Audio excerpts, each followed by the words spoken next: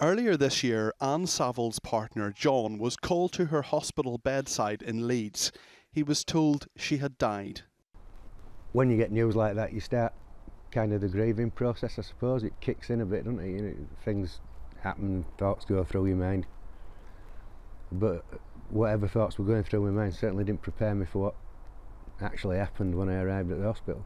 When we actually went into the room and I looked at Anne, I could see that straight away that she was struggling for breath, that she was breathing. John says the nurses simply didn't believe his insistence that Anne was still alive. Seemed to think that I was just being emotional until they did actually find a central pulse in her groin.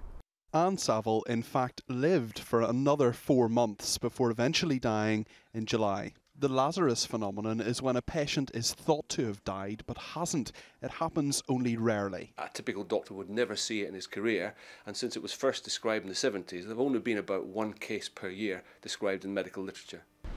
The hospital where Ann Saville was originally and incorrectly declared dead has pointed to the Lazarus phenomenon being an extremely rare one. They've also said that clinically they did nothing wrong in this case.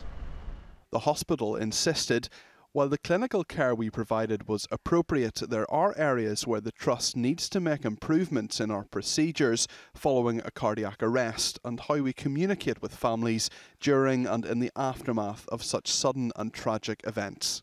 I had to start phoning people back and telling them that she wasn't dead, they'd made a mistake.